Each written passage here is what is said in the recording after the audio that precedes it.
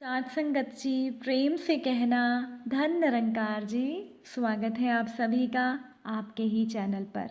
आज मैं आप सभी के लिए एक बहुत खूबसूरत साखी लेकर आई हूँ। साथ संगत जी, अगर आज की साखी आपको अच्छी लगे तो वीडियो को लाइक और शेयर ज़रूर कीजिएगा। तो चलिए सुनते हैं आज की साखी। साथ संगत जी, अपने बेटे विराट को देखते ही उसकी माँ राधिका उस पर चिल्लाने लगी कि ये तुमने क्या हाल बना रखा है। लगता है आज तुम फिर किसी के साथ झगड़ा करके आए हो। और तुम्हारी कमीज क्यों फटी हुई है। राधिका ने अपने बेटे विराट को मारा और पूछा कि बता किस से पिट कर आया है। विराट ने सिर झुका लिया तो राधिका गुस्से में बोली कि मैं समझ गई, ज़रूर वही होगा। राधिका ने विराट का हाथ पकड़ा और अपनी सोसाइटी के कंपाउंड में आ गई, जहां पर अनूप के पिता रविशंकर की झोपड़ी थी। राधिका गुस्से में कहने लगी, गलती तो सोसाइटी वालों की है। इस रविशंकर को सोसाइटी वालों ने थोड़ी सी जगह कपड़े प्रेस करने के लिए दी थी, लेकिन इसने तो पूरा महल ही खड़ा कर लिया। कोई कुछ बोलता भी नहीं। इन छोटे लोगों का तो ऐसा ही होता है। इन्हें ज़रा हाथ क्या दिया, ये सीधा सर पर आकर बैठ जाती हैं। साथ संगत जी, जिस समय राधिका रविशंकर के घर पहुंची उस समय रविशंकर कपड़े प्रेस करता हुआ मिलता था। लेकिन आज राधिका को रविशंकर दिखाई नहीं दिया तो राधिका चिल्लाने लगी, रविशंकर तुम कहाँ हो, बाहर आओ, देखो तुम्हारे बेटे ने ये क्या कर दिया। तभी राधिका ने अनूप की माँ को आवाज़ लगाई कि तुम सब कहाँ छुप कर बैठे हो, बाहर आओ, आज मैं तुम्हारे बेटे को नहीं छोड़ूंगी। अनूप की हिम्मत कैसे हुई मेरे बेटे विराट पर हाथ उठाने की। तभी रविशंकर बाहर आया और बोला, क्या हुआ मेम साहब। राधिका गुस्से में कहने लगी, तुम पूछ रहे हो क्या हुआ, क्या तुम्हें दिखाई नहीं देता।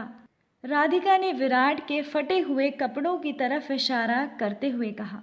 फिर राधिका गुस्से में बोली, जानता भी है इस कमीज की कीमत क्या है। अरे तेरे आधे महीने की कमाई से भी तू ये कमीज नहीं खरीद सकता। तेरे बेटे अनूप ने देख मेरे बेटे का क्या हाल कर दिया है। और तुम्हारा बेटा कहाँ छुपा बैठा है, उसे बाहर बुलाओ, राधिका ने गुस्से में कहा।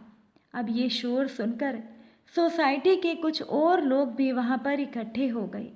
तभी अनूप और उसकी माँ शांति बाहर आई। डर के मारे अनूप अपनी माँ शांति के पीछे छिपा था। राधिका गुस्से में आगे बढ़ी।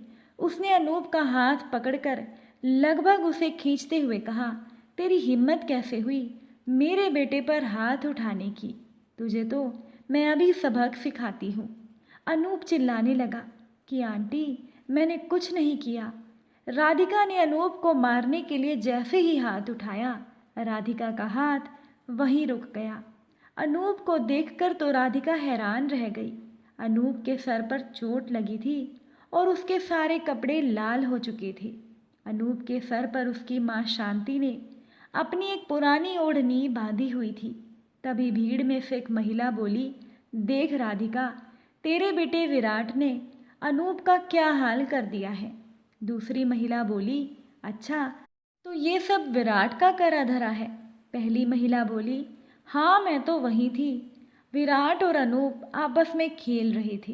खेलते खेलते पता नहीं किस बात पर झगड़ा हुआ और विराट ने अनूप को धक्का दे दिया। बेचारा अनूप सीधा पत्थर पर जाकर गिरा और इसका सर फूट गया। और इस विराट को देखो, इसकी मदद करने के बजाय अनूप को वहाँ अकेला छोड़कर भाग गया। वो तो मैंने आकर इसके माता पिता को बताया, नहीं तो बेचारा अनूप कब तक वहाँ पड़ा रहता और इसे कुछ हो जाता। और विराट की हिम्मत तो देखो, खुद गलती करता है और अब अपनी माँ को सिखा कर लाया है। इसकी माँ भी कमाल है। अपने बच्चे की फटी हुई कमीज तो इसे दिखाई दे रही है, लेकिन दूसरे के बच्चे का फूटा हुआ सर इसे नज़र नहीं आ रहा।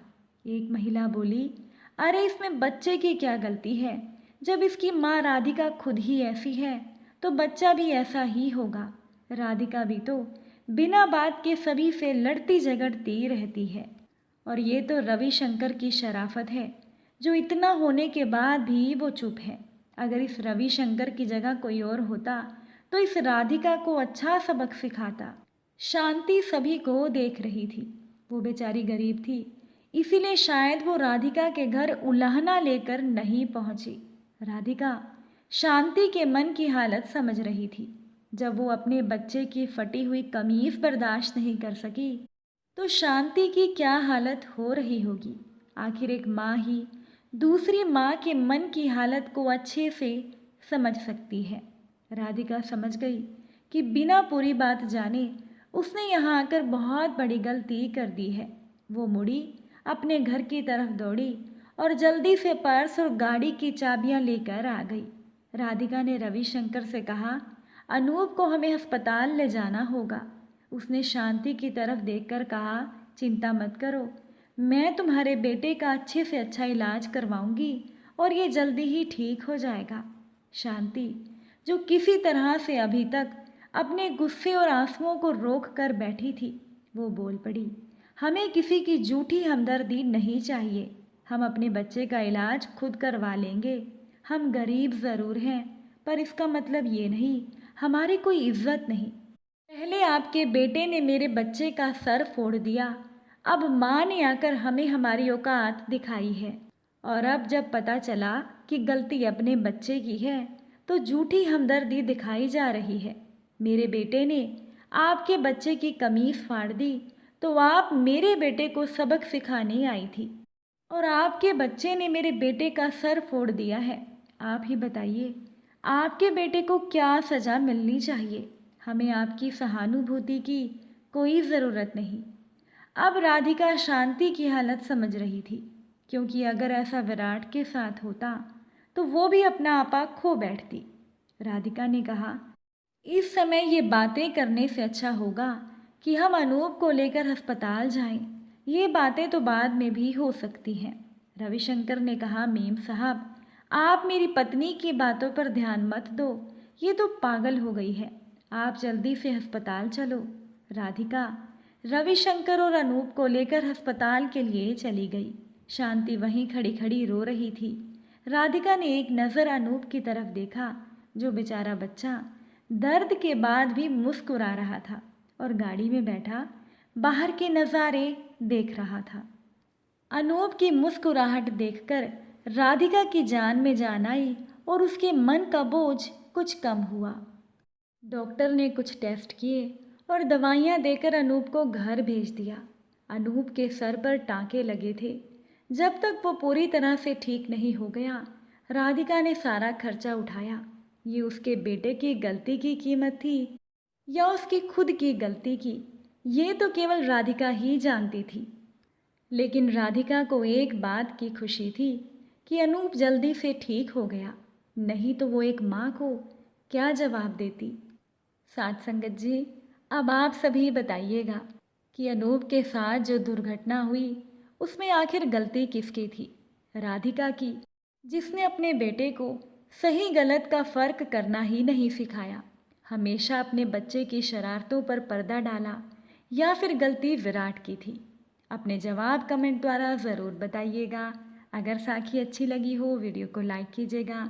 चैनल पर नए हैं तो सब्सक्राइब कीजिएगा। आप सभी से फिर मुलाकात होगी एक नई साखी के साथ। साथ संगत जी प्यार से कहना, धन निरंकार।